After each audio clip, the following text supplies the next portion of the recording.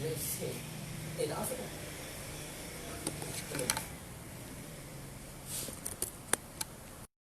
macam ni Pak Tam, kita bagi masa sekejap untuk orang masuk-masuk dulu. Kan kalau ada seorang dua baru kan Pak Tam dah explain kan. Orang ke 11 ke 12 tak perasan. Kita bagi gap sikit. Okay. Boleh share kalau nak share. Okey, terima kasih kepada siapa-siapa yang sudi masuk. Minta share dulu supaya kita boleh buat perkongsian malam ni bersama dengan Pak Tam, legend. Kita bagi masa sekejap untuk orang masuk-masuk dulu. Suara okey. Yes. Okay. Orang ke 11 ke 12 tak perasan. Alhamdulillah. Kalau Pak Tam nak share boleh share dulu. Okay, nak share ni. Saya pun nak share kak. Minta share. Ada 17 orang. Minta share dulu sebelum kita mulakan perkongsian pada malam ni insya-Allah. Minta share kepada rakan-rakan di luar sana agar ramai yang tahu pasal malam ni ada perkongsian. Tanya suara okey. Suara dapat masuk. Kau dah check sorry. Okey.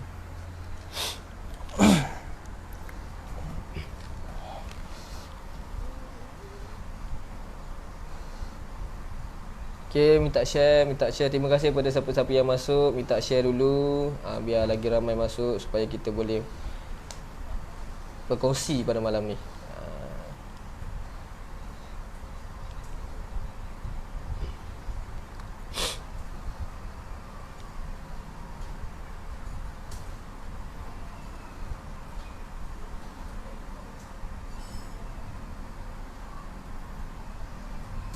Wah, boleh salam.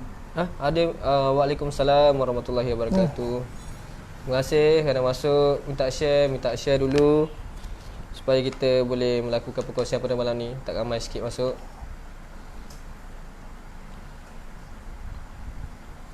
Sekejap ya. Kurang 40, 50. Orang set. Sekarang apa? 36. InsyaAllah 40 lebih insyaAllah boleh tak? Boleh. 40 lebih. Bagi masa dulu, nak share dulu kata. Kita kongsi dulu. Kita boleh sembang-sembang dulu. Bagi masa sembang dulu. Kita share dulu. Kan orang kata kita dah sampaikan information. Kalau tak takut ramai tak perasan. Betul.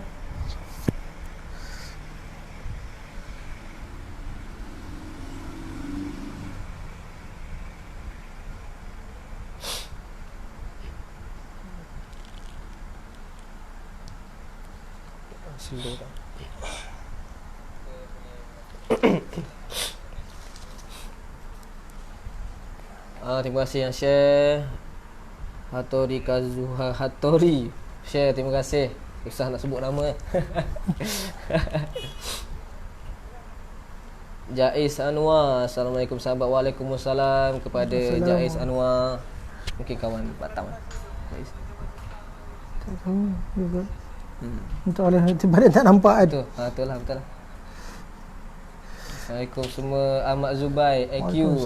Waalaikumsalam warahmatullahi. Kejap kita share dulu. Kita share dulu. Pada yang baru masuk, minta share dulu. Supaya kita dapat sampai kan 48 orang. 48 orang. InsyaAllah. InsyaAllah dalam masa 9 minit lagi kita akan mulakan perkongsian pada malam ni. Sembang santai kita pada malam ni.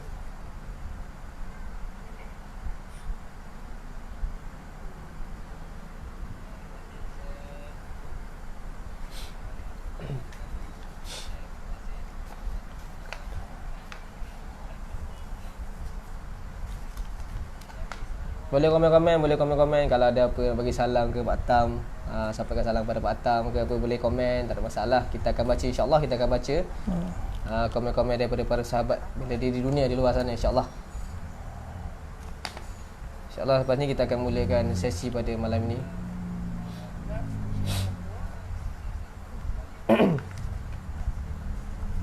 Fazli Ain, salam Fahan, semoga dimudahkan study. Okey. Terima kasih Fazli Ain, anda kita ni. Agar seni bela diri terus kembang di Malaysia. Betul tu Azidi, Muhammad Nasib, betul, saya setuju. Azidi ni murid saya ni. Anak murid Batam steady, mantap. Minta share tu. Anak murid jangan tak share, kena share. Wajib share kakak. Perkongsian daripada guru pada malam ni, insya-Allah. Sampaikan salam pada Pak Tam dengan pesanan jangan pergi Dobi malam-malam. Daripada Ahmad Zubai. IQ. Aduh. Ya, masa insya-Allah. Assalamualaikum Hafiz Bayu. Waalaikumsalam Hafiz Bayu. Sila share dulu insya-Allah. InsyaAllah kita akan melakukan perkongsian pada malam ini. Sembang santai.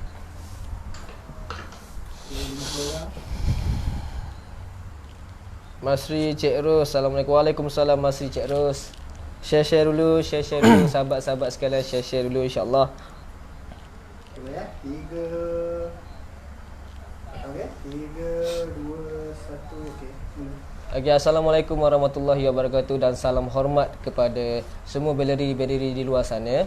Jadi perkongsian kita pada malam ini, perkongsian kita pada ini tajuknya mengenai gelanggang versus seminar. Jadi bersama dengan saya pada malam ini tetamu hormat kita iaitu Pak Tam Puchong. Siapa tak kenal Pak Tam Puchong kalau kat Puchong. Jadi saya nak pada cakap permulaan dia.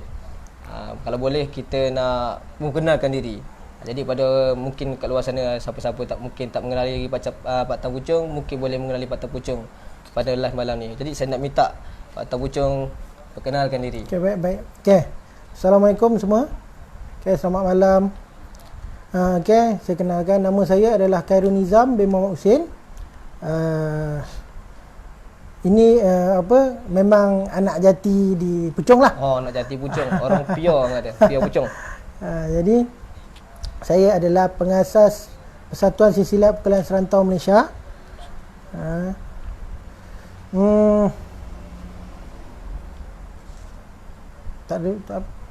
Boleh sikit apa point nak cerita ni. Cerita. Boleh ceritakan background Pak Tam dalam masyarakat bela diri. Okey. Berapa lama Pak Tam berapa lama dah seni silat serantau sebagainya. Okey. Saya mula-mula sekali saya belajar bela diri ni, saya usia 14 tahun. 14 tahun. Mula-mula saya belajar, saya usia 14 tahun, yes. Masa tu saya sentuh mula-mula sekali adalah Tomoy. Tomoy. Saya belajar mula-mula adalah Tomoy. Ya, Muay Thai. Jadi sebab point saya belajar tu, saya peminat sepak takraw. Jadi macam untuk kick. Jadi saya ni posisi saya apik kanan. Jadi saya main apik kanan. Jadi ada seorang brother ni, dia ni main feeder masa tu dan dia lah yang latih pada awal. Sebab pada zaman muda ni arwah bapak saya tidak berapa galakkan saya untuk belajar bela diri lah. Lepas tu pun di kawasan kami ni tak ada. Nak belajar tak ada, jadi jauh. Kawasan yang bersesuaian tak ada. Ya, jadi kami kena pergi jauh. Saya dapat betul-betul just belajar sikit, sikit. Tapi yang Tomoy tu sebab hari-hari pergi. So tiap-tiap petang saya datang awal, saya sempat belajar lah tiap-tiap hari. Maknanya train Tomoy dulu, lepas tu baru main sepak takraw. Ya, main Tomoy dulu. Dia akan ajar sepak. Lepas tu dah lama, dah ringan kaki baru dia ajar teknik-teknik dia ajar. Jadi macam tu. Jadi point dia adalah bila saya dah tu semua, saya betul-betul dapat belajar bergelanggang. Dalam gelanggang apa semua ni masa usia saya 17 tahun. Maknanya umur Pak Tam 14 tu macam kata belajar dekat luar lah. Sebelum main sepak takraw belajar Muay Thai. Ya. Jadi saya tak ada kesempatan untuk belajar di dalam gelanggang. Faham. Tak ada ruang untuk belajar dalam gelanggang. Jadi saya belajar hanya datang ni sikit, saya belajar sikit-sikit. Basic sebagainya. Ada ayah angkat saya kadang kongsikan di rumah dia macam tu. Jadi 17 tahun, pada usia saya 17 tahun baru mula saya dapat belajar di Puchong Perdana. Jadi masa tu zaman kita masih sekolah lagi kan. Jadi pernahlah saya berjalan kaki di Puchong Perdana sampai ke sini balik. Boleh tahan jauh. Berapa kilo masa tu datang? Sana saya ingat 20-30 kot. 20-30 jauh Puchong Perdana boleh tahan tu. Jadi pernah lah itu. Daripada sanalah bermulanya saya start belajar silat secara dalam berpersatuan. Pada awal saya tak sempat, jadi persatuan. Lepas tu saya dapat kerja di Genting semua, just saya ambil sikit, pergi jumpa orang ni, belajar sikit. Jadi saya, kalau tanya saya untuk belajar dalam gelanggang bertahun-tahun, saya tak pernah rasa yang begitu lama. Maknanya sekejap sini, kejap kat sini. Sekejap. Okey. Jadi cuma dalam saya belajar tu, yang nikmat yang saya dapat yang best ni, pada tapak mulanya saya seminar. Saya belajar seminar. Belajar seminar dulu. Ya. Selepas tu barulah saya belajar gelanggang, dan pernahlah masa saya nak dikatamkan di Umbai, Melaka. Saya hari Jumaat saya naik bas dari sini.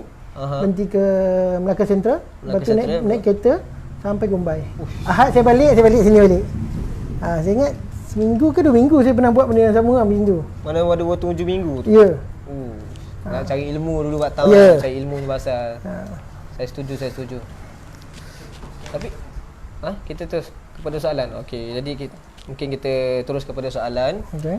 Soalan pertama saya nak tanyakan kepada Pak Tam, iaitu masih relevan lagi ke kalau kita nak mempelajari seni bela diri pada zaman sekarang ni? Sebab yalah, orang kata zaman sekarang ni zaman moden, zaman undang-undang. Jadi tak payah pukul-pukul, viral saja. Contoh ni macam itulah.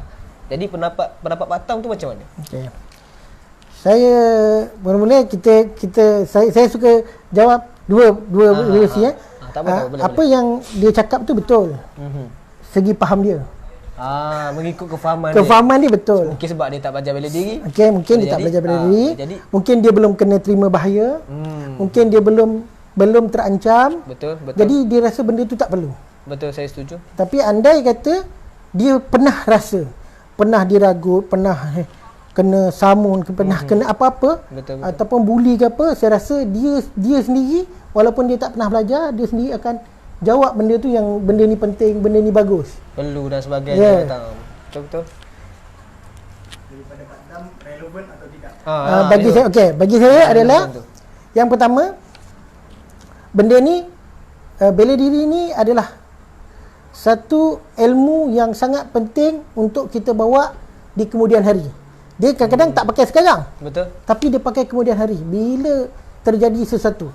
Okey, ada orang yang tak pernah terjadi. Okey, betul tak pernah jadi. Tetapi dalam bela diri ni dia mendidik kita, iaitu berani ambil tindakan. Berani ambil tindakan yang mana kadang-kadang kita ini bukan ilmu perang je tau, bukan ilmu dalam pergaduhan ke apa kan. Tapi contohnya lah di tempat kerja. Kan, di tempat kerja ada orang yang dah dididik bela diri ni, tapi bila dia di tempat kerja, contohlah ada orang macam nak gertak dia ke apa, dia tak takut. Sebab apa? Dia ada bekalan. Betul, saya setuju. Dia dah tak takut. Tak apa nak gertak-gertak, janji dia benar. Betul. Dia tak takut. Tapi ada orang yang tak ada, dia akan takut. Dia akan nak buat macam mana ni. Ni kan balik, ni kan begini gitu begini. Betul. Saya pernah nak masuk sekolah dulu. Jadi benda ni sangat penting. Bagi saya penting sangat untuk belajar ilmu bela diri ni. Sangat relevan. Betul. Relevan. Walaupun zaman bertukar cakap, tapi masih relevan. Betul. Akhir zaman nanti kita pun pegang membalik pada kembali balik. Betul, saya setuju. Saya setuju dengan pendapat Pak Tam mengenai relevan ke kalau kita pelajari ilmu bela diri pada masa sekarang. Saya setuju. Pada Pak Tam ada soalan tambahan kan. Kesedaran untuk anak muda mempelajari. Sebab sekarang anak muda dah tak minat. Mereka lebih minat cenderung kepada moden. Game semua. E-sport, e-game, e-sport. Betul Pak Tam, saya setuju juga. Okey. Yang pertamanya bagi saya adalah benda ini memang sukar. Sebab ramai ahli ataupun guru bela diri ni cuba tackle anak muda ni untuk balik, untuk sayang atau cintakan bela diri ni. Warisan kita. Benda ni memang agak sukar. Jadi bagi saya adalah kita kena cuba apa cara pun sampai diorang nak. Okey. Salah satunya adalah mungkin ada aliran bela diri yang kena open untuk mengadakan seminar untuk sampaikan ilmu tu dulu. Sekarang ni kebanyakan orang dia tak sampai lagi benda ni. Dia hanya dengar silat ni menari. Tapi bukan begitu sebenarnya silat ni. Jadi banyak kita dengar tak ya bang, cerita pistol, cerita apa. Betul. Banyak orang bagi komen. Jadi saya pernah tanya dengan budak. Saya kata dengan budak, pernah pakai senjata api, menggunakan senjata api Kan? Jadi budak kata tak adalah bang, tapi penjenayah dia akan pakai. Yalah. Ni apa akan pakai. Kalau kita tak ada, barang-barang sebagainya. Kita mana boleh tepis peluru. Peluru kita tak boleh tepis, tapi hati orang kita boleh tepis. Tapi kita kena ingat tu. Peluru tak boleh tepis, tapi adakah orang tu berani menembak atau tidak? Betul. Adakah dia orang cakap profesional kan? Ya, betul. Belum tentu sebab kita pun kenal dia kan. Setuju? Untuk perumpamaan saya nak tanya Pak Tam. Contoh bila ada orang memegang pisau, adakah dia berani menggunakan pisau tu? Okey. Yang pertama, orang pegang pisau, kalau dia terus ada niat untuk tikam, mungkin dia berani. Tetapi kalau dia baru nak acah-acah, sebenarnya dia pun 50-50. Jangan ingat dia berani. Dia pun masih 50-50. Jadi dalam masa dia masih 50-50 tu, masa dia 50-50 tu, kat situlah yang kita perlukan adanya ilmu untuk macam mana kita atasi. Itu pasal pentingnya bela diri ni. Sebab kita nak melepaskan diri dan kita nak melepaskan diri daripada ancaman. Sebab macam Pak Tan cakap tadi, kalau dia datang bukan dengan niat 100% nak menikam kita, mungkin dia macam ragu-ragu. Betul tak aku nak tikam ke tak ni? Aku pun bukan berani nak tikam orang kan. Masa tu kita guna kesempatan sebab kita dah terancam Pak Tan kan.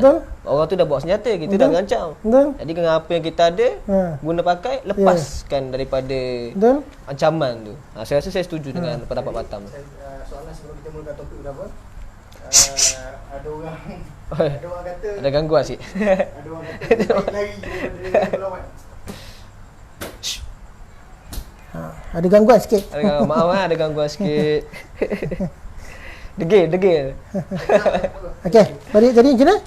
Soalan dia? Ada orang kata lebih baik lari daripada itu adalah pertahanan diri yang lebih baik. Okey, survival. Saya setuju. Lari adalah satu cara yang terbaik. Tapi satu benda lah. Agak-agak kalau badan saya ni berapa jauh agak boleh lari.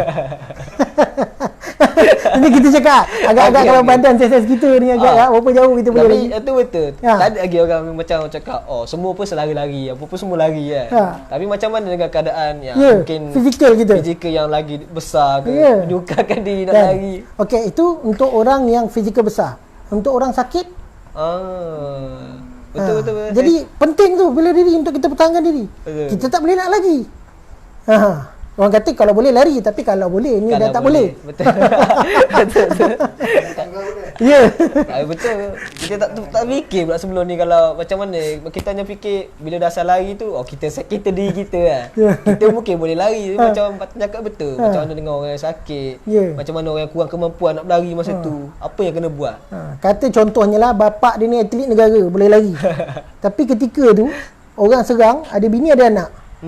Bapak dia memang boleh selamatkan diri lagi. Habis bini dengan anak, siapa yang selamatkan? Betul. Saya setuju itu. Memang kena ada. Okey. Jadi kita balik kepada topik utama pada malam ni. Galik-galik sangat tadi tanya tentang kita pun lupa pasal topik pada ni. Jadi topik pada malam ni adalah mengenai gelanggang versus mina. Okey. Jadi saya nak tanya Pak Tam, apa tu gelanggang dan apa tu semina? Okey. Gelanggang ni adalah saya bagi contoh je lah. Gelanggang ni adalah macam sekolah. Kita adakan satu tempat untuk pendidikan. Kita latih dia macam-macam perkara dekat tempat tu. Jadi dia macam sekolah, senang faham macam sekolah. Macam sekolah. Seminar ni adalah tuition. Macam tuition. Jadi kita boleh pergi sana, pergi sini, pergi sana. Jadi gelanggang ni perlu. Gelanggang ni perlu sebab kalau kita tak ada tempat untuk pendidikan, contoh tak ada sekolah ke. Sekolah tu. Contoh 1-2 permainan tangan ke, pukulan ke mungkin boleh. Melibatkan sampai main senjata tak boleh. Betul. Situ dah ada bermasalah sikit. Jadi perlu ada satu tempat latihan untuk berlatih, untuk belajar. Yang untuk basic tu mungkin kita boleh terapkan dalam masa yang singkat. Tapi untuk permainan yang lebih advance mungkin perlukan masa. Memang perlukan ada tempat. Betul, saya setuju. Untuk seminar pula, kalau kita kata untuk seminar lah, seminar ni adalah tempat nak curah. Gelanggang ni kalau saya lah, saya tak tahu orang, kalau saya gelanggang ni saya nak didik sehalus, bukan lambat, tetapi cara kemas semua saya nak pandang. Tertib. Ya, tertib dia apa semua. Tetapi seminar ni saya nak dia dapat. Saya kena challenge saya kena challenge dia. Challenge saya untuk macam mana saya didik dia. Challenge dia adalah adakah dia dapat tak dapat apa yang saya cuba sampaikan. Sepanjang seminar Ya. berlangsung. Jadi sebenarnya seminar ni pun cabaran untuk saya juga. Betul. Bukan senang Ya. Batam. Dan Dalam masih sekejap kan. Betul? Okey. Jadi macam tu. Jadi kalau itu kena faham betul-betul. Gelanggang tu macam mana, seminar tu macam mana. Macam Pak Tam kita tadi, gelanggang tu ibarat contohnya semacam sekolah. Macam sekolah pun kita sekolah berapa lama Batam, daripada sekolah rendah sampai sekolah menengah. Kena bergatuk, luahkan tangan, cek kuku.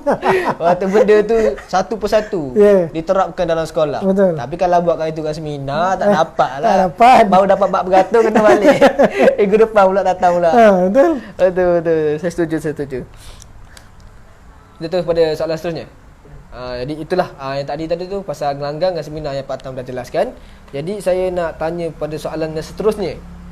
Nak tanya Pak Tam, adakah Pak Tam bersetuju bahawa ada beberapa pendapat lah kat luar sana, ada beberapa pendapat yang mengatakan gelanggang ni old school, style lama, tidak lagi relevan. Orang cakap dah ketinggalan zaman dah, zaman sekarang ni apalah sangat nak kena pergi sekolah macam tu, contohlah tu contoh dia.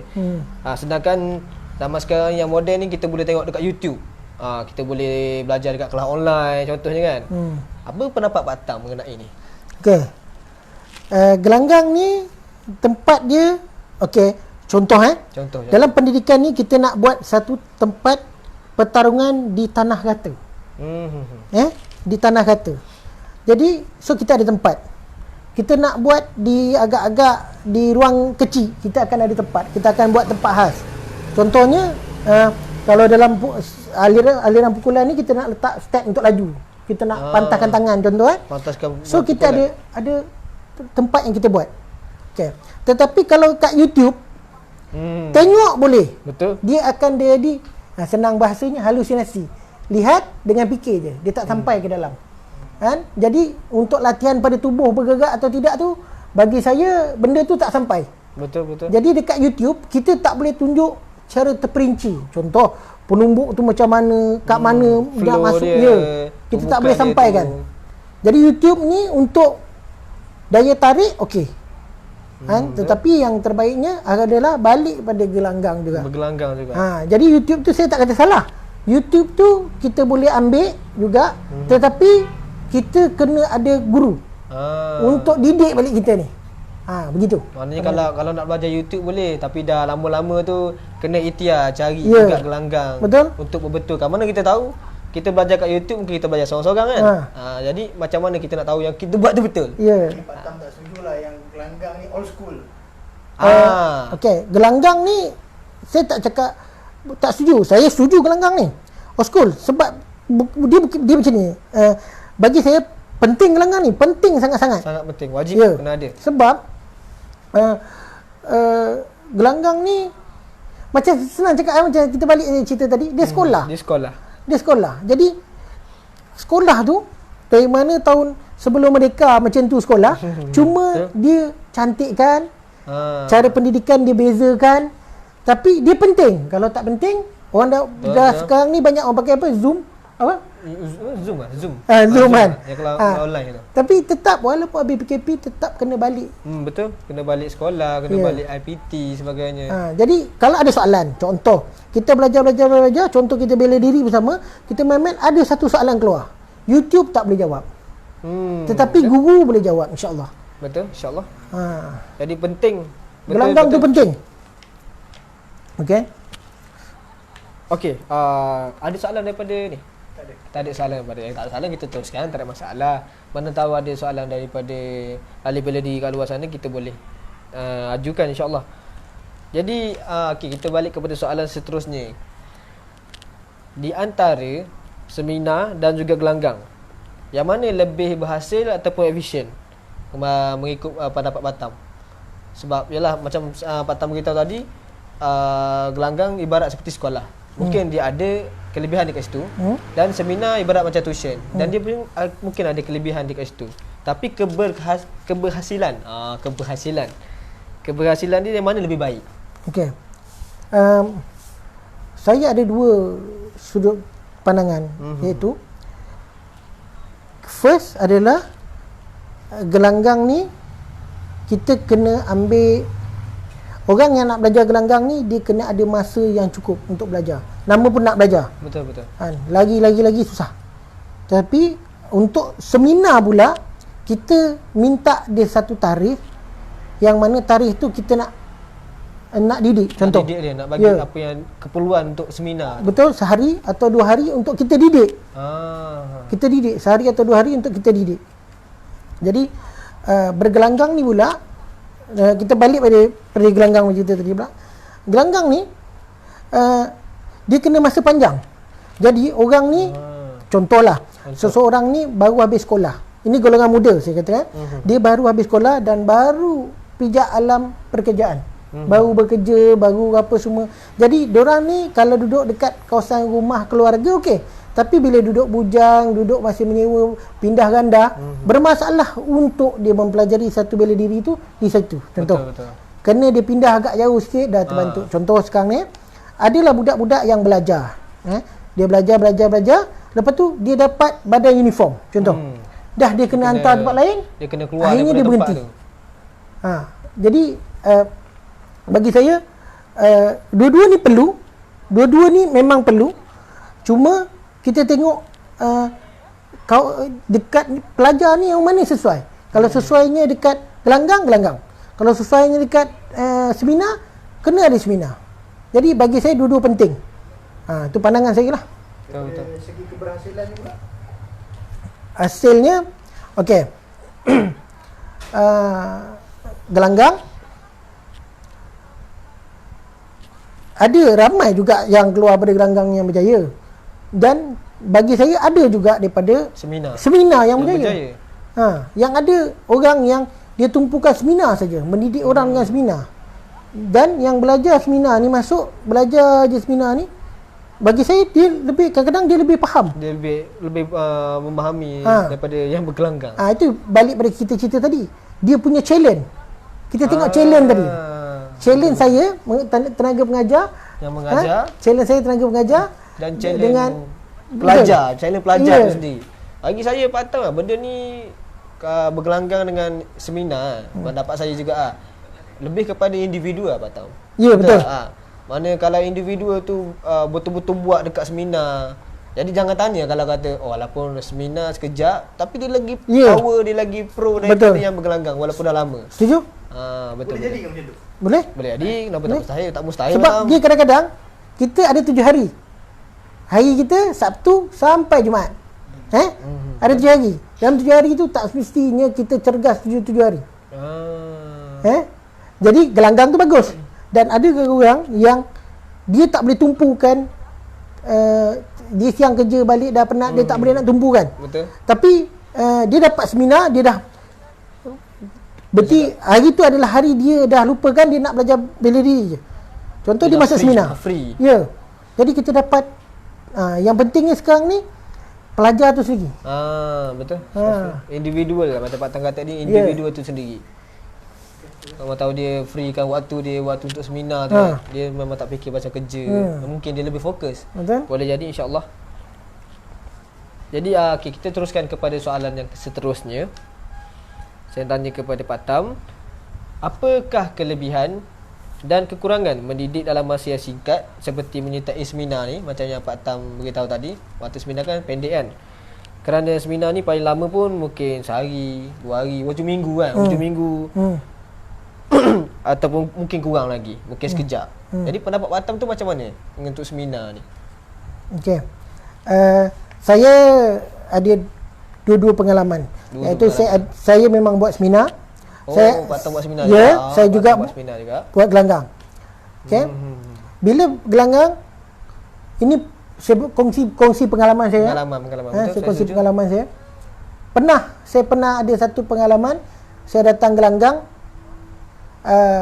Gelanggang seminggu 2 kali. Seminggu 2 kali. Seminggu 2 kali. Saya datang gelanggang selama sebulan. Saya buka api dan saya tutup api, saya balik. Selama 2 bulan buka api tu tak balik. Mana tak ada tak ada pelajar Tak ada pelajar. yang datang. Sedangkan pelajar ada, tapi time tu kita faham. Yalah. Jadi saya pernah merasa pengalaman macam tu. Saya hanya datang, saya buka api, lepas tu saya tunggu, kemudian saya tutup api, saya balik. Berarti bukan dia, saya tunggu sampai katalah waktu dia sampai pukul 11.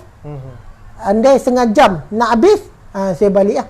Yalah. Tinggal setengah jam ni tak adalah masa untuk kita nak belajar dah, tak adalah.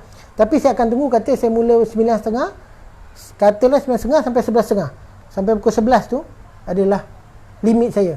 Kalau ada pelajar datang pukul 10.30 pun saya akan teruskan. Tapi kalau andai kata pukul 11, saya dah tak teruskan. Pada pendapat Batam, kenapa boleh jadi macam tu? Okey. Jadi macam tu. Ada Soalan tambahan. sebab tertentu, alasan tertentu. Ya. Pandangan saya satu. Ini saya kongsikan saya. Pendapat Batam. Saya dulu kadang-kadang marah kat pelajar. Korang tak boleh bagi komitmen, korang selalu begini. Selalu saya rasa macam saya betul. Tapi kadang-kadang saya pun kena faham. Kadang-kadang betul tak pelajar tu bermasalah dengan keadaan sekarang yang diorang kena pergi bekerja apa semua. Saya ambil pendekatan selama 2 bulan tu, masa tu saya macam temper lah. Saya macam tak suka, tak nak lah bergelanggang. Pernah lah rasa tu. Kalau pergi, ya macam Batam cakap dia, pergi buka lampu tu, lampu balik. Rasa Apa tak sakit hati Batam kan? Betul. Jadi bila dalam point tu saya dapat lama saya duduk kat budak-budak. Duduk dekat dorang yang belajar ni, saya tanya. Muzakarah. Ya, saya tanya kenapa. Kadang-kadang dorang jawab, dorang satu, kadang-kadang pelajar tak takut dengan guru, tapi dia segan dengan guru ni. Betul. Tapi dia orang ada masalah. Jadi dia nak cakap ni serba salah, tak cakap ni serba salah. Dan kalau pelajar saya satu kelas 40-50 orang mungkin. Tapi masa tu dia berlaku selalu ni, bila kita buka mula-mula jarang sebab ramai. Dia dah tengah-tengah nak ke ujung ni. Yang dia tinggal sikit pelajar ni. Jadi bila kita tanya, dia kata dia ada kerja, suruh orang ni dulu, dia tak sempat, dia suruh orang ni. Jadi ni pula aku, dia tak ada partner, dia tak nak datang. Oh, tu betul. Tu masa-masa berlaku. Banyak berlaku dekat gelanggang. Ya. Tak ada geng kata. Tak ada geng, dia tak nak datang. Tanya dulu geng, datang ni. Apa ada kerja malam ni? Tadi dulu tak datang. Jadi saya tanya, rugi. apa kata kita buat kelas Sabtu Ahad? Kita buat seminar. Hujung minggu. Kita buat seminar, so kita boleh datang. Saya boleh ajar kamu. Jadi saya tak tergantung. Betul. Setuju. Kan? Sebab saya kena mengajar kamu. Jadi guru tanpa murid tak ada apa guru tu. Betul. Murid tak ada guru pun tak ada apa. Ya betul. Jadi nak tak nak, saya perlukan kamu. Jadi kalau tanya murid siapa guru dia, guru lah. Kalau tanya guru siapa guru dia, murid lah. Betul. Sebab murid mengajar guru tu faham. Betul, saya setuju. Jadi nak tak nak saya perlukan diorang juga. Saya buat balik. Itulah mula balik saya buat diorang pada seminar satu-satu dengan macam-macam cara lah. Supaya diorang boleh dapat point tu, boleh dapat cara tu, sampailah diorang free. Kadang-kadang kita diam lama.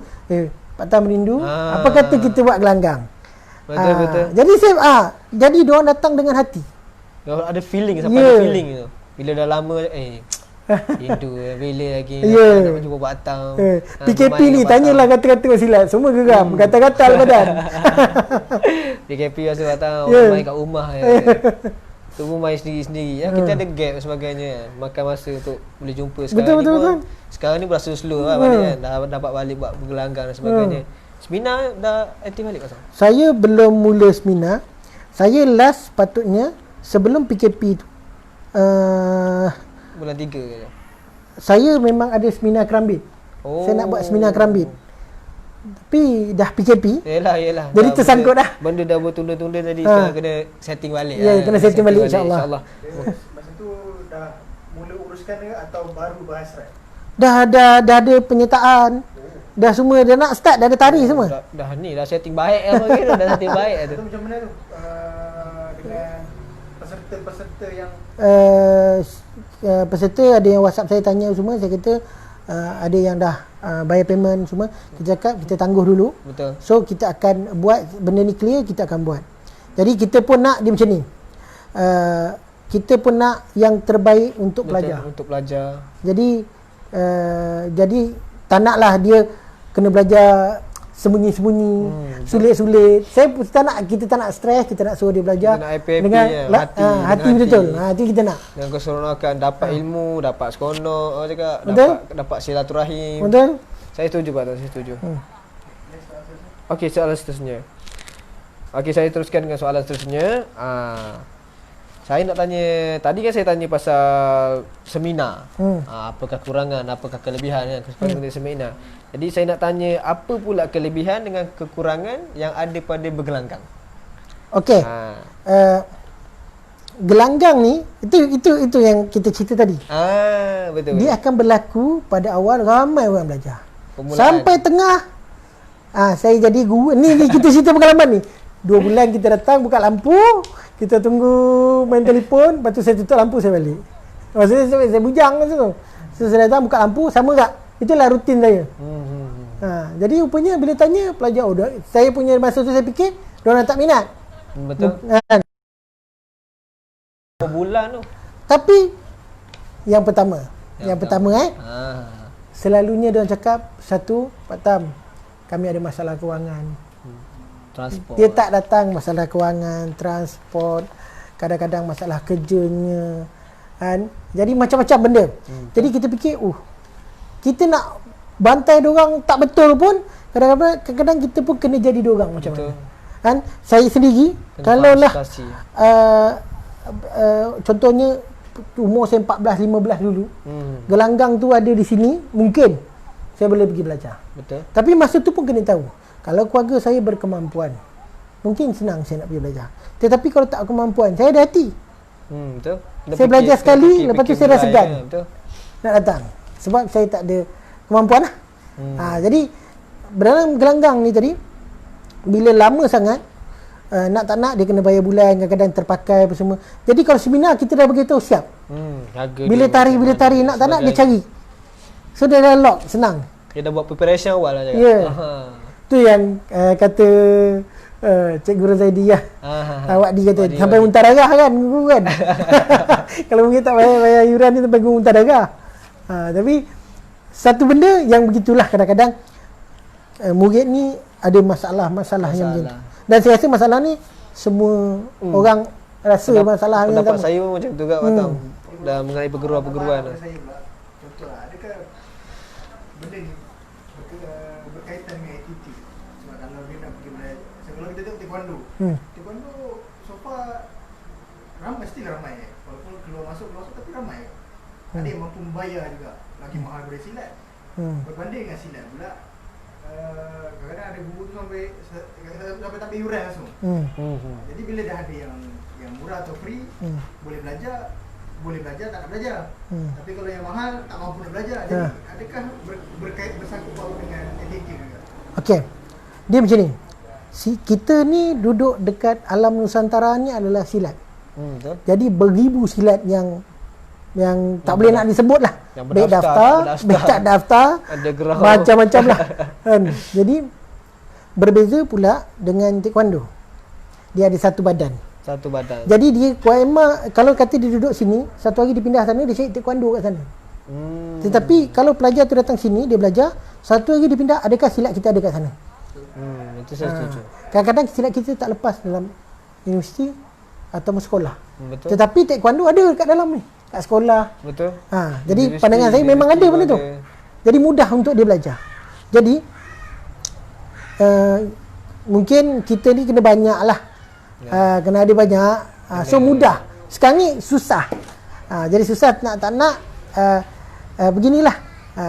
Mungkin kalau kita nampak orang ni, dia ni agak susah untuk belajar dalam tempoh agak masa panjang, seminar bagi saya satu pembelajaran yang okey. Sangat efisien lah, efisien.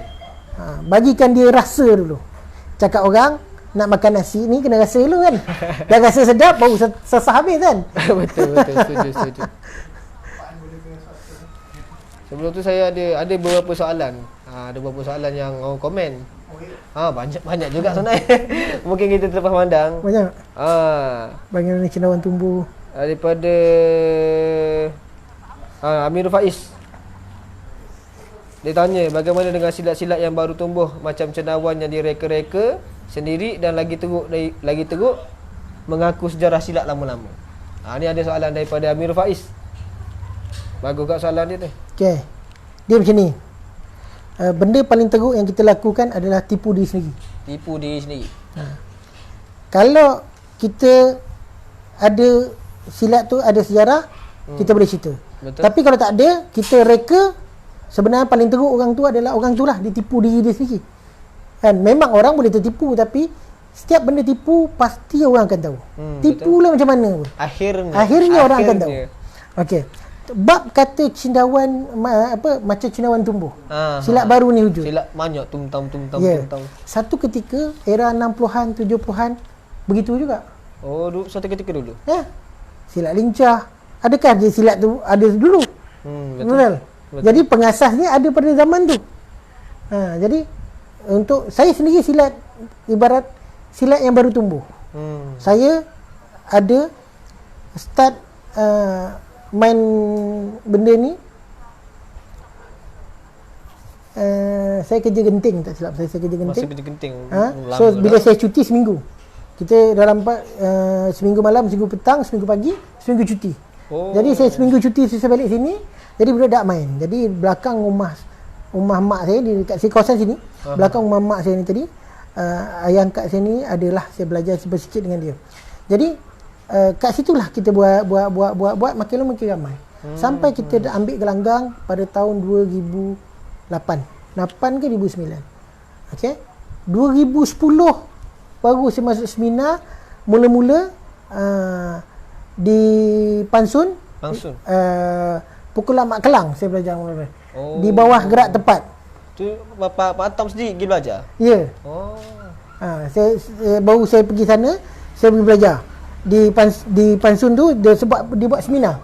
Seminar pukul Mak Kelang. Di bawah Persatuan Sisilat Gerak Tepat Melaka. Jadi saya belajar di situ. Barulah saya terus ke Umbai, sebab bagi saya berjaya lah, saya dapat lah, saya minat lah. Seminar. Kita dah dapat tarikan dia, kita dah dapat rasa dia. Mesti kita nak teruskan lagi batang. Betul. Betul. Jadi tu bentuk soalan Amir Faiz tadi. Patam kata kalau lebih baik jangan tipu diri sendiri. Ibarat kita dah tipu diri sendiri, apatah lagi kita menipu orang lain. Akhirnya orang tahu juga. Kalau boleh tak cakap jujur cakap kita baru silat baru bagi saya lagi bagus, biarlah dia nak buat janji buat benda yang baik. Ilmu tu sampai yang bagus, betul, tak mau tipu. Jadi yang penting budak tu dapat belajar ilmu untuk mempertahankan diri. Okey. Itu yang terbaik lah. Warisan dapat dikembangkan. Ya, betul. Soalan seterusnya. Soalan daripada Faiz ke? Okey. Banyak soalan Faiz ni. Nak tanya, bagaimana dengan seminar yang yuran terlalu tinggi? Kata nak hidupkan warisan Melayu. Sekadar pertanyaan lah katanya. Macam mana pendapat Batam? Bagi Batam. Orang tanya kita jawab. Dia begini. Yuran tu kadang-kadang kita kena tengok guru ataupun orang yang mengadakan seminar tu dia buat atas tujuan apa.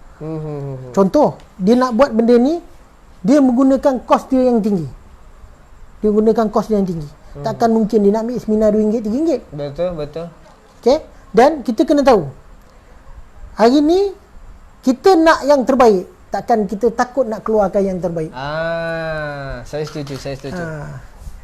Jadi kalau tanya saya tadi tu kan, andai dia tinggi tapi dia bagus, kan? Sama juga dengan barang LV, Gucci, mahal tetap orang beli. Betul. Sebab kualiti kan. Ada dia punya level atau standard. Tapi kalau dah standard dia macam tu, bukanlah tak boleh nak down kan, tapi macam mana pula dengan tenaga pengajar?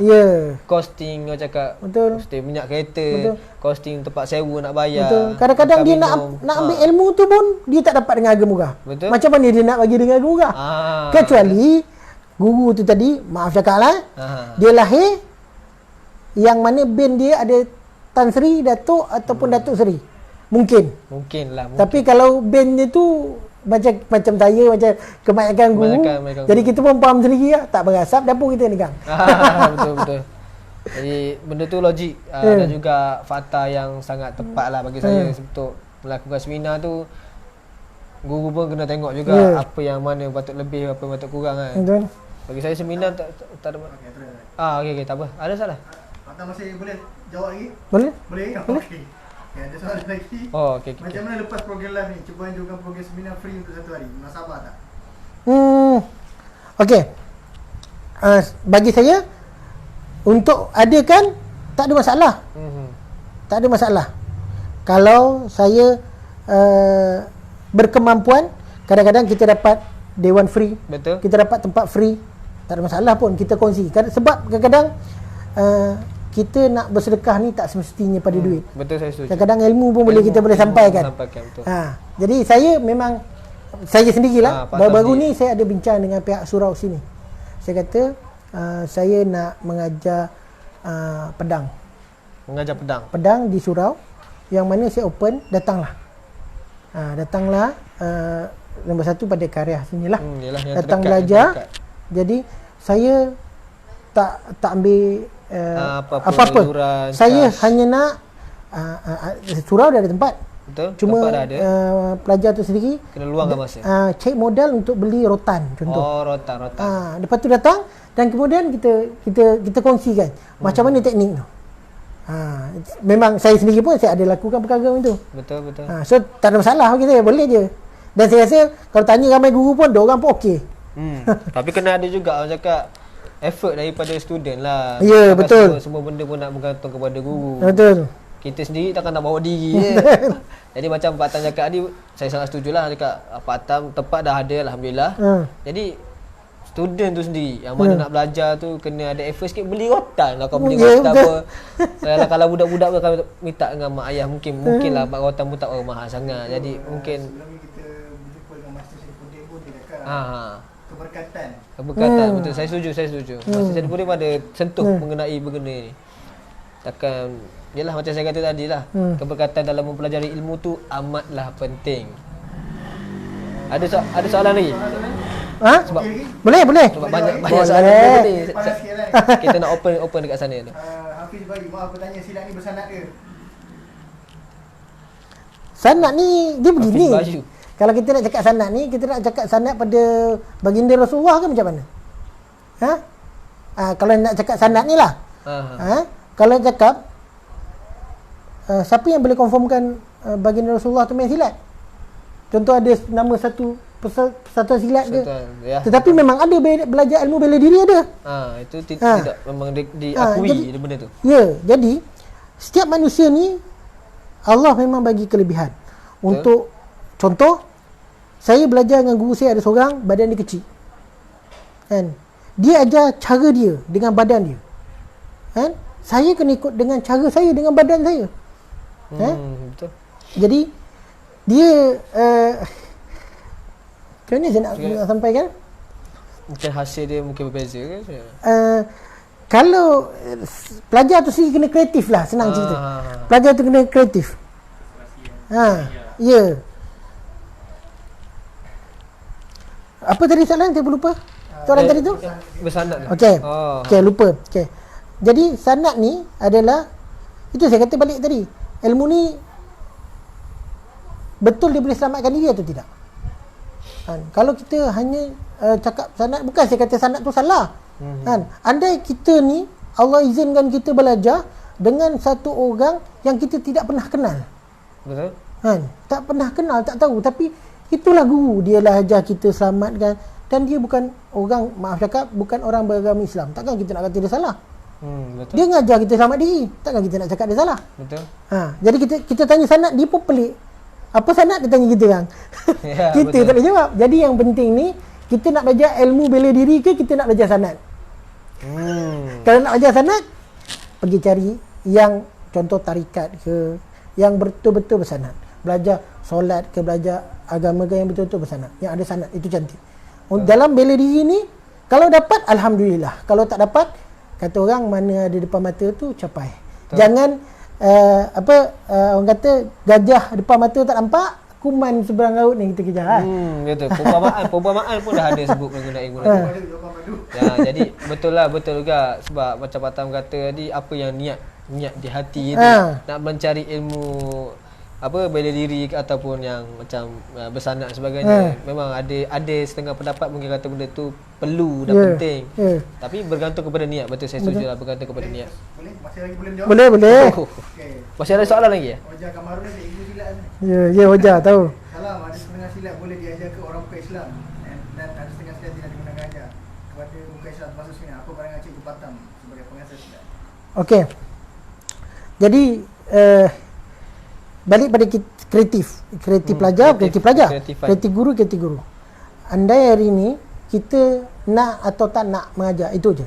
Kalau kita nak mengajar, tak semestinya kita ada sistem mata pelajaran tu begitu. Jadi sistem mata pelajaran ni dulu masa kita belajar, guru kita kata benda ni tak sesuai diajar pada orang bukan Islam. Jadi adakah benda tu yang kita terus tolak dia orang tak boleh belajar? Kadang-kadang kita boleh buat satu sistem mata pelajaran yang sesuai untuk dia belajar. Itu juga dakwah. Betul, saya setuju. Itu juga dakwah. Okay? Mungkin dengan cara tu dapat mengenalkan mereka pada agama. Pada agama. Kita tunjuk kita punya attitude yang baik. Dia berminat. Betul. Mana tahu satu masa nanti cakap, Pak Tam, saya rasa saya berminat dengan agama Islam. Betul. Boleh Pak Tam ajar saya lebih lanjut. Walaupun dia bukan masuk Islam lagi. Betul. Tapi kalau dia dah berminat, mana itu adalah satu benda yang sangat baik. Betul. Dapat mengajak orang untuk masuk Islam. Saya setuju Pak Tam, insya-Allah. Boleh ke Islam? Boleh. Ada lagi? Tak begak salah kita ya. Maybe kena sebab populasi rantau. Okey, Dari boleh. segi keilmuan apakah yang diterapkan dalam persatuan? Macam mana? Dari segi keilmuan apakah yang diterapkan dalam persatuan? Yang pertama, kalau persatuan saya, Ya betul. yang saya nak terapkan pada pelajar ni adalah menjaga amanah yang Allah bagi ni adalah wajib. Betul. Kan? Tak semestinya kena pertahankan diri pada musuh je. Musuh maksudnya manusia. Kadang-kadang binatang pun kita selamat juga. Betul. Itu dalam filem Baling Batu, kenapa kau tak elak, dia cakap. Dalam filem kan. Jadi nak saya kata dengan pelajar, jangan kaji kelemahan orang, tapi kaji kelemahan diri sendiri. Perbetulkan kelemahan diri sendiri sampai menjadi senjata. Betul. InsyaAllah kamu nampak kelemahan orang. Jadi jangan kaji kelemahan orang dulu, betulkan kita. Jadi kita nak belajar silat tu, yang pertama kita nak selaman, kita nak betulkan kita ni terdidik, ada ilmu, disiplin, supaya kita hadapi masa-masa yang akan datang ni dengan berilmu. Betul. Itu bagi saya lah. InsyaAllah. Okey, soalan saya boleh ke Pak? Boleh. Bertimbul-timbul pula. Untuk seminar pada pandangan Pak Tam, sesuai pada mereka yang sudah ada basic masyarakat ataupun mereka yang baru-baru mendekatkan diri dengan masyarakat. Okey. Untuk seminar ni yang penting nombor satu, orang yang ada hati yang betul-betul nak belajar. Yang penting. Kalau datang sekadar rasa-rasa, kita akan dapat ilmu rasa-rasa. Betul. Tapi kalau dia datang nak belajar, dia dapat ilmu belajar. Okey. Orang yang kosong nak kita bentuk, bagi saya kadang-kadang mudah, kadang-kadang sukar. Orang yang padat, bagi saya kalau dia datang kadang-kadang mudah, kadang-kadang susah. Sama juga itu kata Bruce Lee. Saya ingat lagi satu benda yang kadang kita terbaca kan, katanya datang sini jangan air tu keluarkan. Jangan bawa penuh. Jadi kita tak boleh nak curah. Kita cakap A, dia cakap B. Ni boleh potong, ni boleh lawan. Jadi kita nak belajar tu, adakah kita nak atasi yang tempat kita belajar ataupun kita nak didik diri kita. Tu saya kata yang pertama, kita kena ada hati. Kalau hati rasa-rasa lah jawapan dia. Kalau hati nak cuba-cubalah jawapan dia. Itu bagi saya lah. Okey? Boleh lagi? Boleh. Salam nak tanya mengenai sifat taksub murid terhadap permainan yang dipelajari hingga memiliki permainan lain. Peri-peri permainan lain. Okey. Bagi saya benda tu salah lah, tetapi benda itu lumrah. Lumrah. Okay? Hati. Ya, besi, satu besi yang kita nak buat senjata, kita nak asah bagi tajam dan boleh diguna pakai. Jadi besi tu kita kena bakar, kita kena potong, kita kena ketuk, dan kita kena buang karat dia. Jadi sampai dia sempurna baru dia boleh jadi parang atau pedang. Tapi sebelum dia sempurna, dia adalah besi. Jadi sama juga dengan pelajar yang nak belajar tu.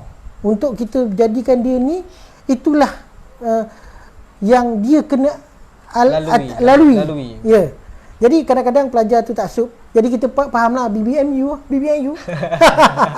kita pun faham sendiri ya. Jadi tak adalah kita kata salah. Jadi cuma bila mana benda tu sampai mengaibkan, memalukan persatuan-persatuan tu, sebaiknya bagi saya jangan ada, kita jangan bergaduh-gaduh dulu, lapor pada persatuannya dulu. Betul. Mudah-mudahan gurunya tadi, kadang-kadang guru tak tahu. Guru boleh didik, bagi tahu balik muridnya apa semua. Jadi bagi saya untuk yang perkara-perkara macam tu lumrah. Lumrah. Cuma untuk yang baru belajar, ini nasihat saya, baru belajar, kalau boleh minum air habis dulu. Jangan tengah minum kita berborak, melambat air tu jatuh. Betul. Saya setuju. Kalau boleh ya, sifat jadi kita sendiri itu macam betul lumrah. So kita proceed kepada soalan Okey, kita proceed. Dapat juga proceed kepada soalan seterusnya. Banyak pula komen betul ke timbul. Dia hantam itu ke. Jadi kita berbalik kepada soalan yang ada kat tangan saya ni. Soalan dia macam ni, Pak Tam. Adakah Pak Tam terlibat menganjurkan seminar ataupun mungkin Pak Tam macam tadi Pak Tam dah beritahu Pak Tam terlibat dalam seminar. Jadi adakah Pak Tam akan mengadakan seminar pada masa terdekat ni?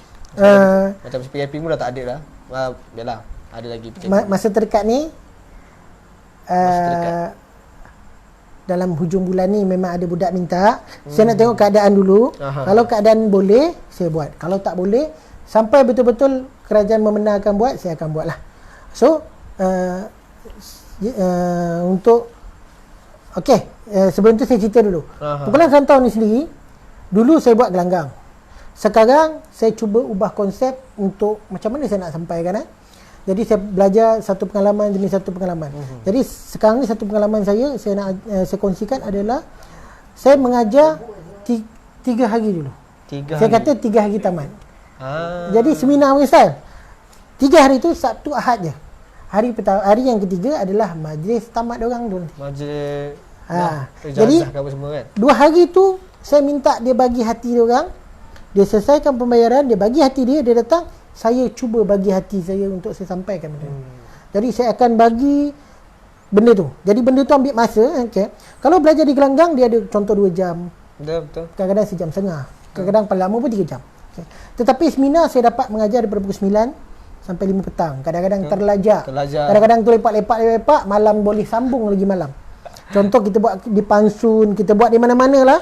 Yang mana kita tidur dengan pelajar semua. Dia kadang-kadang kalau kata 2 hari itulah bersilat. Betul. Jadi sebab orang nak manfaatkan masa tu. Ya. Jadi seminar ni tadi, saya punya pukulan Rantau ni nak belajar, saya memang ajar cara tu dulu. Bila dia habis, kata tamat, dia habis tadi tu. Jadi dia tamat, iaitu tamat pada sistem mata pelajaran pendidikan yang saya nak sampaikan. Okey. Contoh kita ambil pelajar nak ambil SPM. Contoh saya bagi pelajar nak ambil SPM. Dia nak ambil SPM ni, dia belajar matematik, semualah mata pelajaran dia belajar. Cara dia macam tu. Tapi bila dia nak ambil, soalan tu sentiasa berubah. Betul. Kan senang kalau nak kita ni pelajar cemerlang, kita buat tiap-tiap tahun soalan yang sama. Percaya tak percaya? Betul, semua pelajar boleh dapat cemerlang. Semua boleh dapat straight A dah. Soalan yang tahun lepas kita dah tahu dah tahun ni. Tujuan kita tadi bukan kejayaan dia menjawab atau tu. Kita nak dia ni faham. Betul. Jadi pelajar yang belajar tu, untuk yang saya buat 3 hari tu, jadi jujur cakap dia belum faham. Tetapi dia dah berlatih untuk mengaktifkan pergerakan. Saya bagi ruang dia untuk tak datang tak apa, kau tanya kau berlatih. Maknanya untuk basic tu dia dah ada. Basic tu dia dah ada.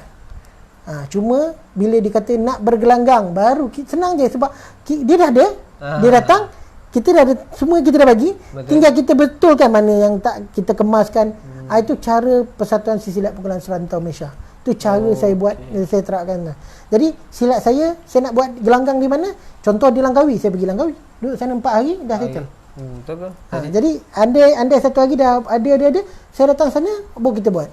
Sampai kita tengok seorang yang boleh, baru kita pergi sana. Jadi mudahlah sampai. Itulah untuk bagi saya menyebarkan. InsyaAllah.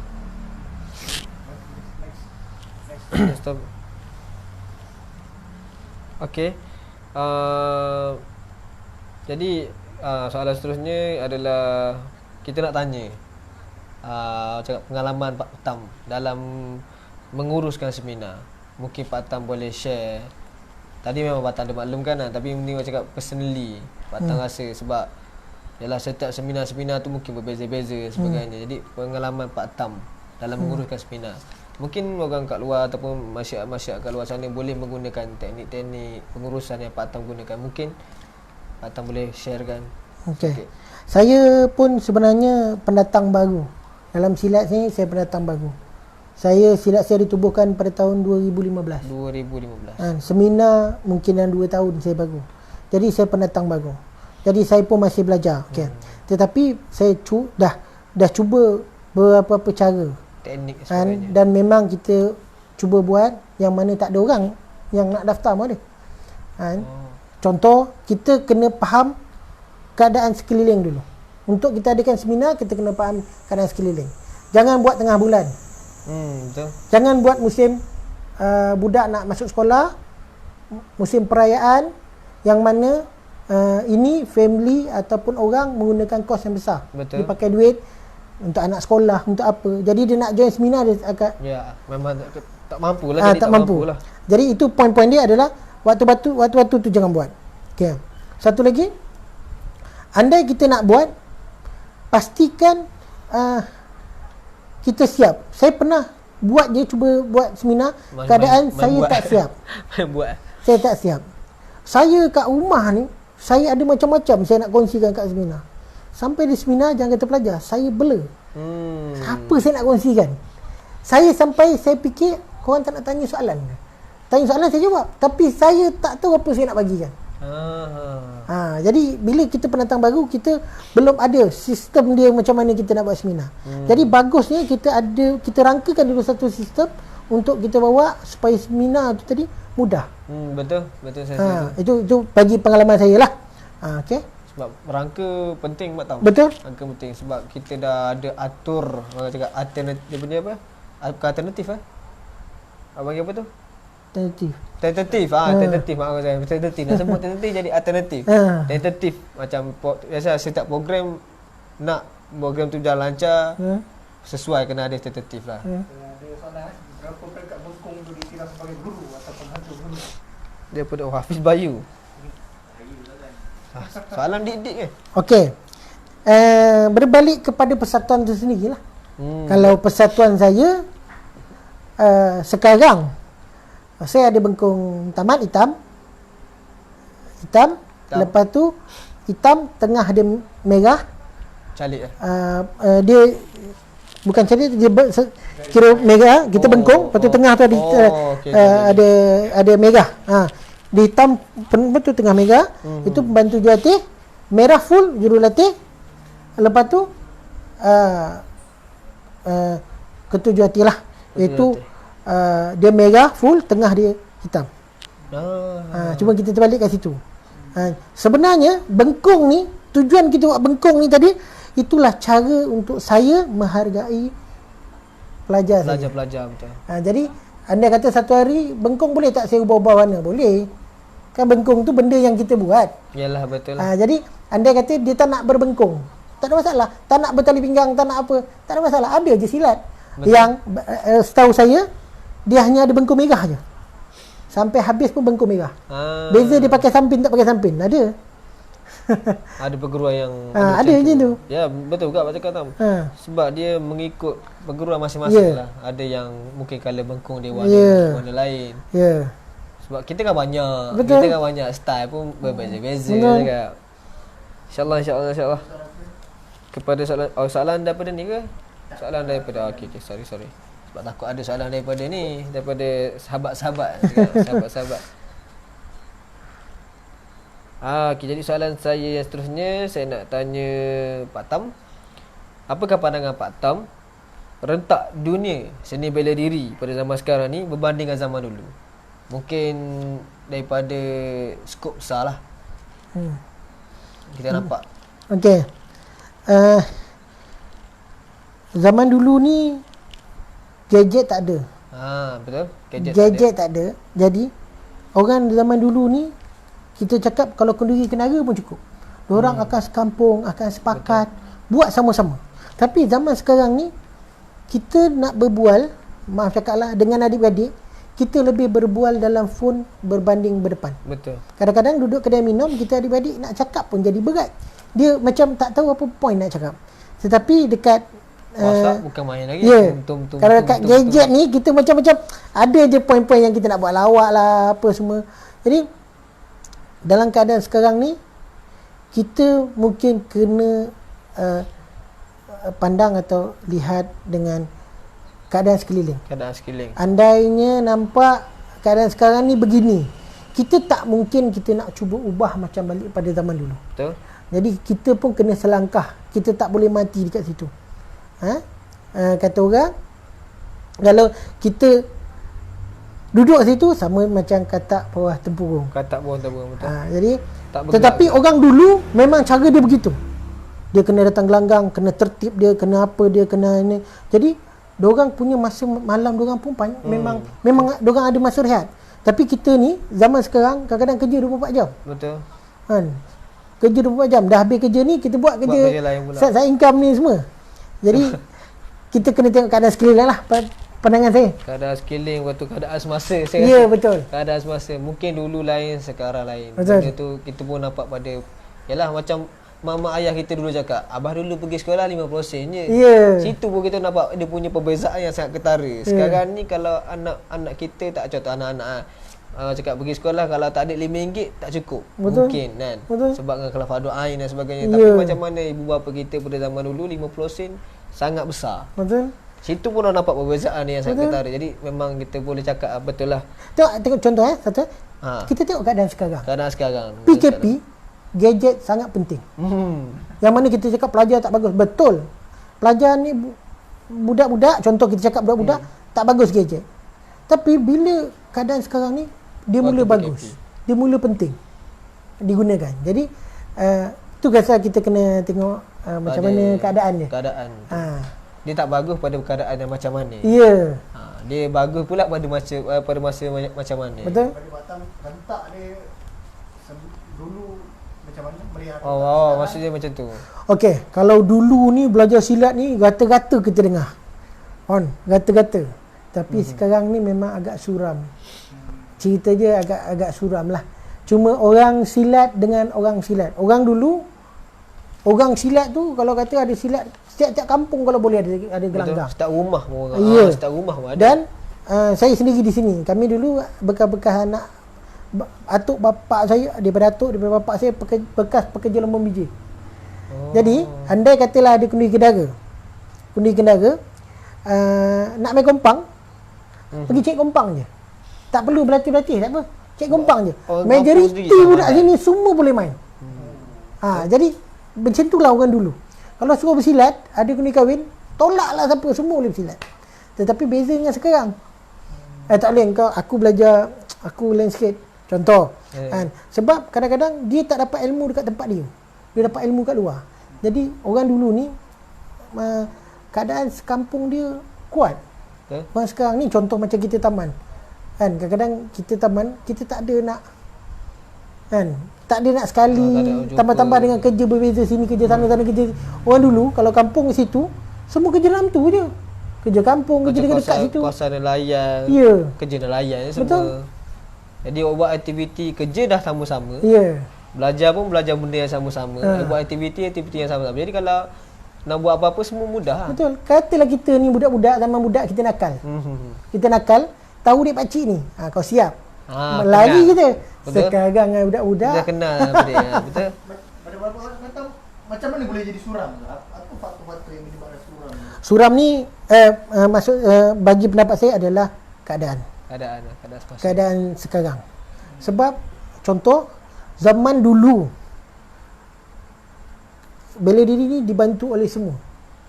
Contoh Menteri Belia dan Sukan. Satu zaman tu adalah Datuk Samad Idris. Dia bawa satu perguruan Imam Kebatinan iaitu Nasr Haq di Kem Dusun Tua Hulu Langat. Okey, Datuk Samad Idris. Tapi dia seorang menteri. So dia sendiri memang orang silat. Hari ni maaf cakap, adakah orang-orang menteri atau wakil rakyat kita ada hati tu? Contoh. Ada yang ada, memang ada. Tapi ada yang tak ada. Dan saya sendiri pernah terdengar dekat telinga saya, seorang wakil rakyat, contoh wakil rakyat kita nak bagi tanjak pun dia tolak. Jadi macam mana kita nak sampaikan bela diri? Contoh. Jadi hari ni dia macam-macam. Jadi keadaan ni tak membantu kita, orang bela diri kat luar tak support.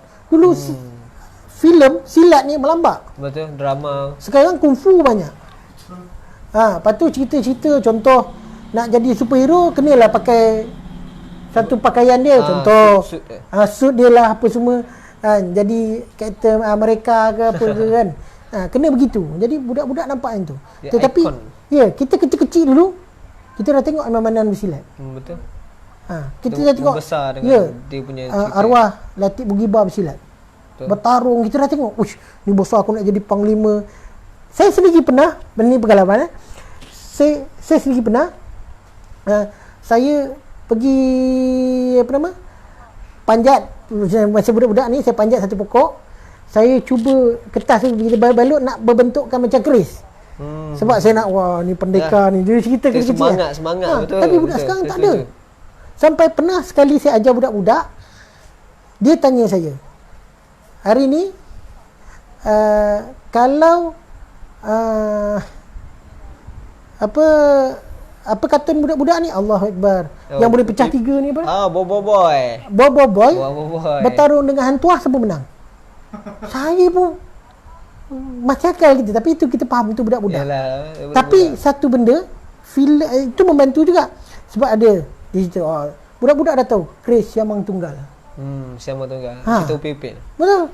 Jadi benda ni kadang-kadang kita ni kena bantu, bukan kita je. Semua. Majoriti. Ya. Media apa semua dapat membantu kita. Terdidiklah semua orang. Kalau tak ada, balik rumah pukul 7 kita kena buka cerita filem cinta. Suami dia kena kaya. Terdidik dengan cinta. Ya. Terdidik dengan cinta. Anak CEO itu kalau biasa. Projek 2 juta. 2 juta. Apakah pengalaman yang cikgu paling mencabar dalam mana sebagai seorang guru? Sini? Apakah pengalaman cikgu yang paling mencabar dan bermakna sebagai seorang guru silat? Okey. Paling mencabar adalah jujur saya kata hati seorang guru ni banyak koyak pada muridnya sendiri, bukan pada orang luar. Betul. Kadang-kadang kita melihat murid kita, bukan murid yang kita tak masuk, tapi kita cuba didik murid kita. Kadang-kadang murid kita lawan kita. Betul. Koyak hati ni. Kadang-kadang kalau dapat dibelah hati guru tu, kita nampak berpagut-pagut, nampak. Betul. Berjahit-jahit. Jadi cabaran saya adalah, saya rasa cabarannya sama je lah macam orang lain. Cuma biasalah bila kita dalam kita nelayan, kadang-kadang kita lemas. Betul. Kadang-kadang kita masuk air. Kita dalam bela diri ni adalah kadang-kadang cabaran-cabaran mendatang. Macam itu biasa, bagi saya biasa. Sebab kita dalam bela diri, itu biasa. Betul. Cuma hati ni koyak kalau kadang-kadang gitu. Normal lah. Kalau tanya mana-mana orang pun, guru ni agak, dia meletakkan satu harapan pada muridnya, tapi tak dapat. Tapi kadang-kadang inilah pada kita balik, pengajaran pada kita. Jadi kata kalau sayangkan benda ni, kita tak boleh pegang terlalu kuat. Betul. Kena lepaskan juga. Itu pengalaman yang paling tinggi bagi saya adalah murid lah, bukan pada keadaan sekeliling tu. Bagi saya semua orang rasa, sebab kita dalam alam bela diri ni. Paling cabarannya adalah semua sama. Tu murid je lah. Murid. Baik, ada soalan seterusnya, maaf bertanya, adakah cara lain untuk kita menarik orang untuk belajar seni bela diri selain dari buat seminar maupun jumpa berdepan-depan? Sebenarnya cara kena buat macam-macam cara. Daya tarik tu macam mana? Contoh, kalaulah seseorang tu kita buat cara orang dulu style. Dia buat macam buat function festival ataupun apa-apalah. Dia buat satu, siapa nak masuk, saya pernah terbaca satu siapa nak masuk ni kena bayar tiket masuk dia.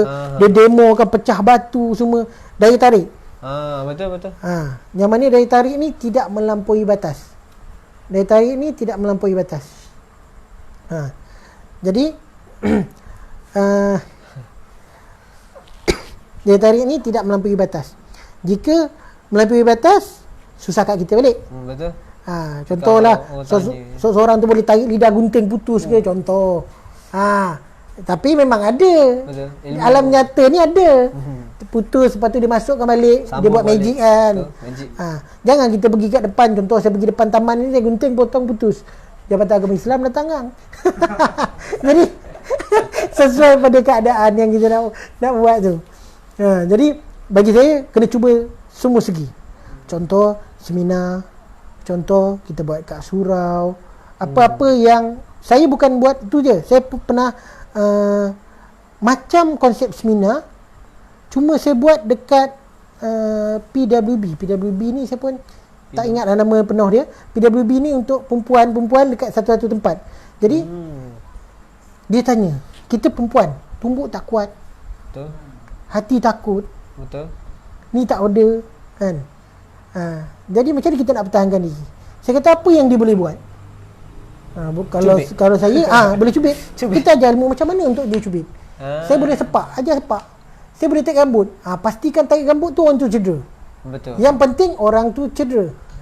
Tak kisahlah apa cara, baling tumit tinggi ke apa semua buat. Janji cedera. Tak cedera jangan. Berarti latih ke letak ke papan remote tu baling-baling sampai terpacak ke, contoh. Jadi saya dah buat bukan hanya macam seminar ni je, termasuk saya kena pecahkan macam-macam cara.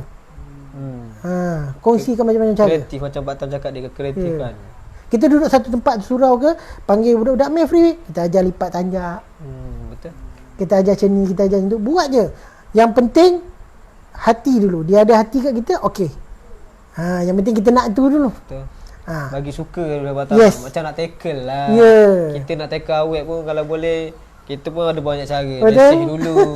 Ada macam ni macam terus tackle kan. Tengok pada mana yang mana lekat. Tapi kalau orang tu tak suka, ending dia sama je kat Pak Tam. Betul, saya setuju. Soalan seterusnya, ni dah huraian dah ni. Jadi ni dah dekat-dekat penghujung dah cerita dia. Jadi sebelum kita menutup sembang santai kita pada malam ni, saya nak tanya Pak Tam, apakah huraian mengenai perkara yang kita bincangkan pada malam ni, dan apakah harapan Pak Tam sendiri yang Pak Tam boleh sampaikan kepada orang-orang kat luar sana? Okey. Harapan saya bagi yang menonton, pada orang, semua orang-orang yang belum pernah belajar ataupun orang-orang awam. Jadi carilah selagi mampu. Carilah. Contoh dekat tempat tu ada, cuba cari. Cuba dulu. Okey tak okey, kita tak tahu, cuba dulu. Belakang kiri. Try dulu. Ya. Jadi untuk orang awam, untuk orang bela diri, bagi saya sekarang ni, bagi saya adalah satu cara terbaik ni. Kita ni selalu perguruan ni dengan perguruan tu buat ni sekali, buat ni perjumpaan.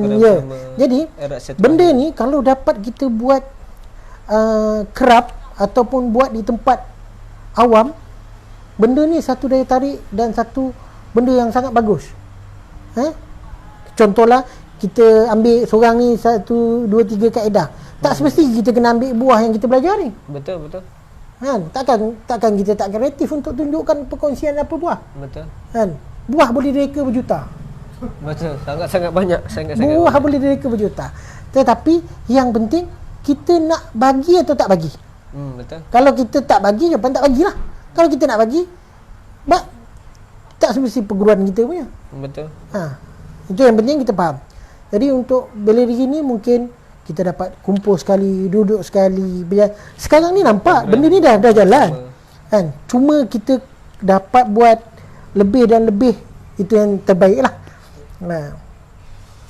Okay. InsyaAllah pada setiap masa dapat berkumpul, Betul. dapat melaksanakan program-program bersama. Betul. Mana kat situ pun kita dapat tahu mungkin ada permasalahan-permasalahan yang boleh diselesaikan. Betul. Dan ni satu platform yang macam mana bela diri dunia buat. Dia boleh datang satu tempat ke satu tempat, bertemu. Jadi kita dapat, ini pun dapat promosi saya sendiri. Yang mana kami sendiri untuk bercakap, untuk kongsikan. Betul. Jadi benda ni lah yang mana orang luar boleh tahu. Saya tak mampu untuk pergi semua orang, ke Betul. telinga semua orang cerita benda. Sampaikan tu. Jadi dengan keadaan macam ni kita dapat berkenalan, dapat tahu media sosial ni ramai. Okey, ni ramai kadang-kadang luar saya tak kenal orang. Tapi orang tegur ni Pak Tam saya pakai. Jadi media sosial ni pun penting kadang-kadang. Cara ni adalah satu cara yang terbaik lah bagi saya. Betul. Orang cakap apa, pandai menggunakan sosial media, setuju? media ni untuk bawa kepada perkara-perkara yang baik. Jadi betul, mungkin betul macam Batang cakap, kita boleh share.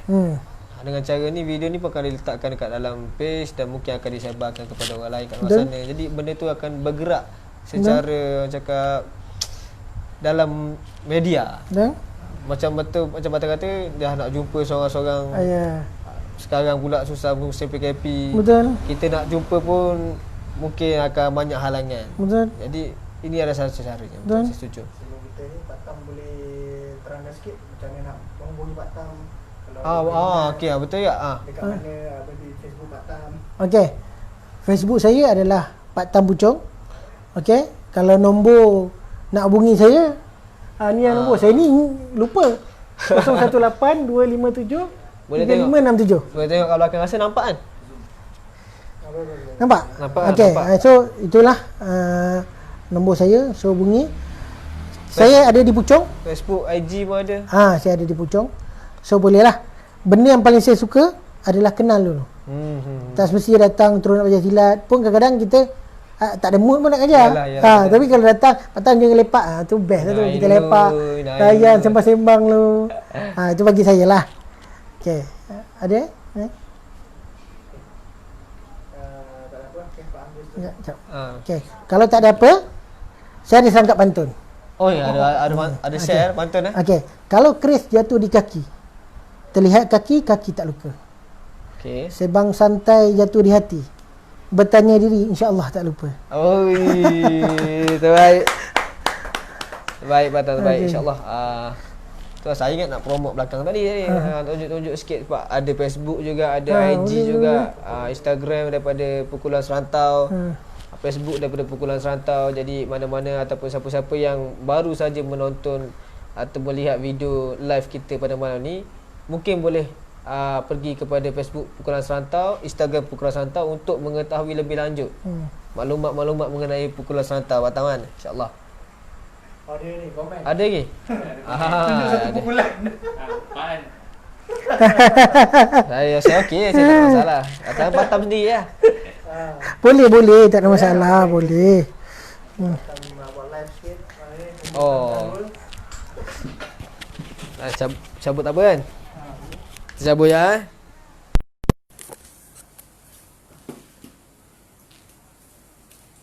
Kita saksikan bagaimana pukulan serantau. Apa itu pukulan serantau? Ke sini kan? Macam mana tu? Bela diri, tumbang. Serangan. Serangan. Tetap penuh tumbuk pakai tangan, sepak pakai kaki. Belum ada lagi tumbuk pakai kaki, sepak pakai tangan. Itu basic yang paling utama.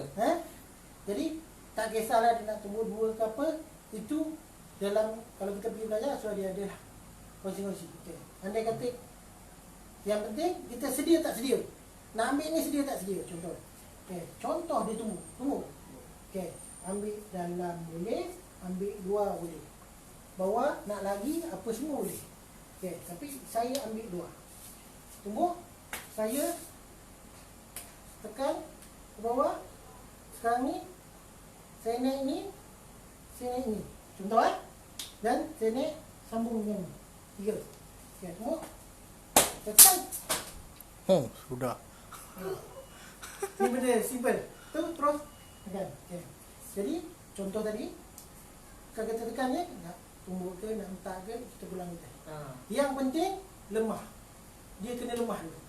Kalau dia tak lemah, nak hayun ke nak buat je dia hayun tahan dia tang. Yang penting kita kejut bagi dia terus pantang. Tu masuk. Tak salah, ini saya ambil satu contoh iaitu makan luar. Sebab boleh nampak kan? Boleh.